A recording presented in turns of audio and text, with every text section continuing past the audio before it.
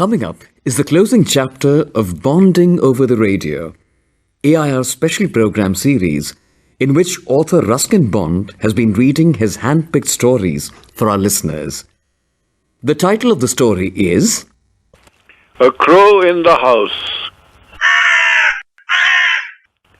The young crow had fallen from its nest and was fluttering about on the road, in danger of being crushed by a cart or a tonga or seized by a cat. When I picked it up and brought it home, it was in a sorry condition, beak gaping and head dropping, and we did not expect it to live. But grandfather and I did our best to bring it round. We fed it by prising its beak gently open with a pencil, pushing in a little bread and milk, and then removing the pencil to allow it to swallow. We varied this diet with occasional doses of grandmother's homemade plum wine, and as a result, the young crow was soon on the road to recovery.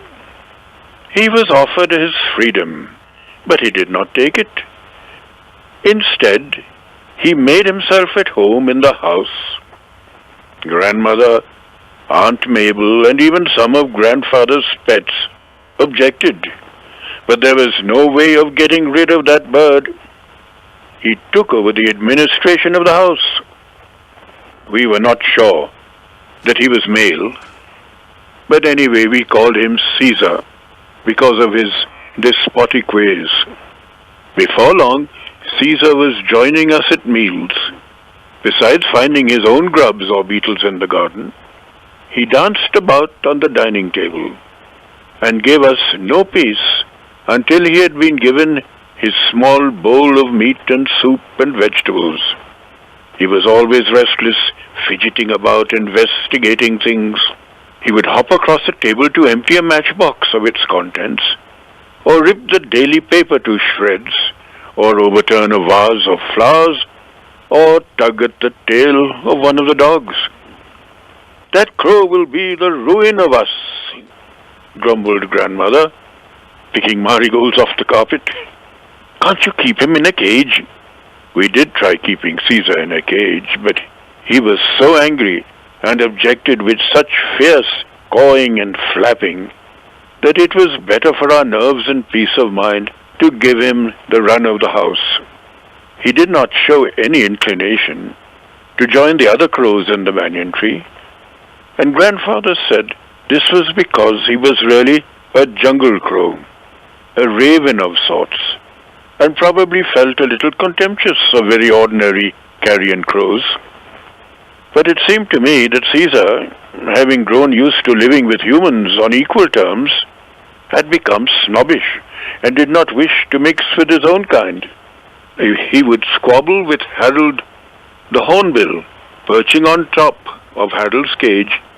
He would peck at the big bird's feet, whereupon Harold would swear and scold and try to catch Caesar through the bars.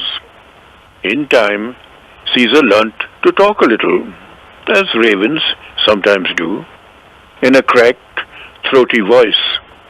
He would sit for hours outside the window, banging on the glass with his beak and calling, "Hello, hello."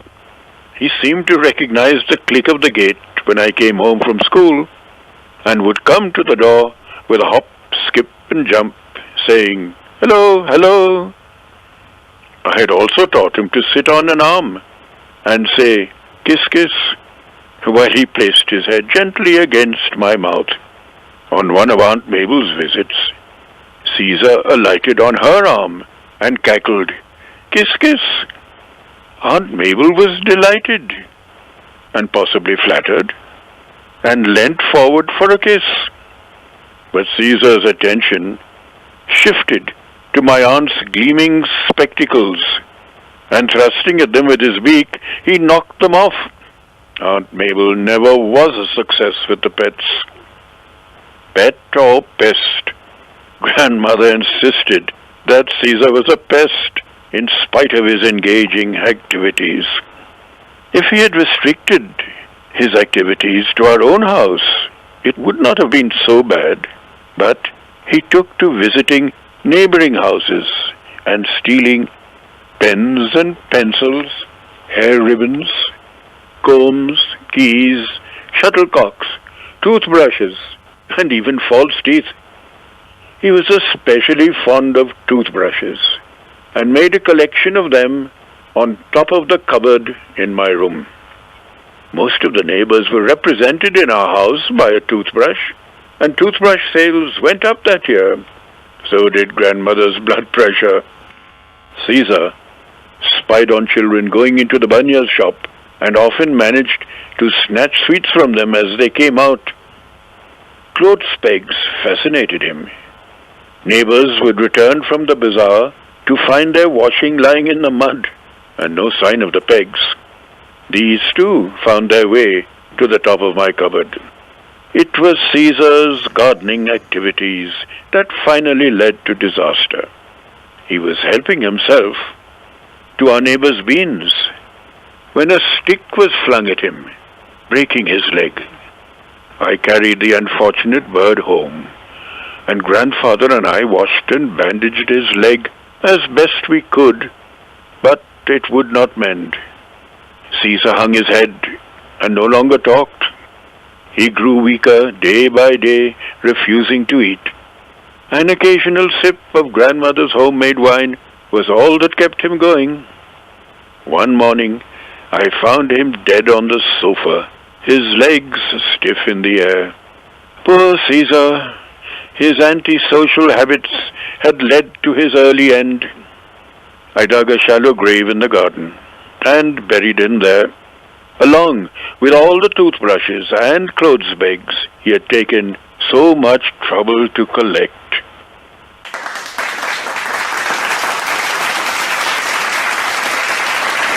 Thank you, sir. The applause that the listener hears at the end of each show is the handiwork of my junior colleague who plays it from her Delhi home. Yes. So shall we have a standing ovation today, listeners? Bring it on, Shamoita. Bring on the applause. Yes, ma'am, right away. Sir, let me present Shamoita Das, who's working Yes. from home and adding those Right. little sound effects, the meow of the black cat, the hiss of Henry the chameleon, and even those chopping, pounding, stir-frying sounds that the listeners heard in Mehmood's kitchen were recreated by her in her own kitchen, sir. Yes, thanks. Wonderful. I don't know how you all did it, working from home. Shamoita, how was it for you? It was absolutely a pleasure and an honor to be a part of this series, and it was such a wonderful journey. I never imagined that this lockdown period and with such gloom all around, it will turn out to be so wonderful and so pleasurable. Thank you, Thank you. sir. Okay. Joining me in the studios today is the voice that ushered you into the show day after day. Introducing Right. my colleague Manoj Mankar. Hello, sir. Hello. So fortunate to have you. Otherwise, this couldn't have happened. It was a privilege being with you, so to say, episode after episode. Oh, well, It was a I'm going to wonderful miss you. journey together. Thank you. I'm going to miss you all. Miss you too. And now, let me introduce to all of you a colleague of mine who's been running around from the telephone studio to the recording studio to the editing studio to the dubbing studio. And her name is Bosudha Banerjee. She is the producer of this series. She has angel's wings. She's flitting around from one studio to To another. I plead guilty for plaguing Mr. Bond for the last 20 odd days, making 1,001 calls to him on behalf of the listeners, of course. I wish I could share the 400 odd responses that have flooded our inboxes. And listeners, I promise to send all the links onto Rakesh's phone. And I hope Rakesh will share with you, sir. Thank you. So though Right. this is the last story, this I hope is not the end of the journey. And I will just share the names of some of the children who wrote in. Medha Jain, Sanvi, Aryama, Dharya Mehta, K.P. Tara, Rajvi Om Deshmukh, Briti Chakraborty, Avni Agarwal, Navonir Bhattacharya, Param Shah, Sneha Menon Ghosh, Ananya Singh, Siddhi Chabra, Hiba and Abdullah, Rajshri and Vaishnavi Pandey, Uttirno Roy, Anushka Sarkar, and 8-year-old Ashvi, who sends a picture holding on to one of your books. Then, of the many who wrote in for your birthday, I have the names of Shloka Bhattacharya, Sarbari Bhattacharya, Swati Bhattacharya, Nam S., Mamer Pal, I hope I got your name right, Priyanshu Som Prakash, Neha Mehta Payal Singh, Avni Ghangurde, Sulagna Chatterjee, M. Debendra, and many, many more. Sir, there has been this amazing outpouring of love and gratitude. People have called it like a life jacket in turbulent times. Love to all of you. A breath of brilliance, sunshine sessions, how it has created a lovely bond in tough times, a solace in trying times, and a mood elevator, a morale booster, and somebody has called it a pan-India bedtime reading for one and all. Love to all of you, and love to meet each one of you. Perhaps some of you will meet me someday. Yes, at least 100 are planning to go down to Mussoorie. And for the lady who wrote in about the pan-India sessions, I want to share that we have had responses from Singapore, Spain, Canada, Malaysia, Belgium, US and the UK. I may have forgotten a couple. Oh, wonderful. It's great. Thank you all. And all due to you, Vasundhara and All India Radio, you put me in touch with so many readers, friends. Sir, I'll just read one last response. This is from the Ruskin Bond fan page. Good. So they are writing, in these depressing times, this initiative has come as a breath of fresh air.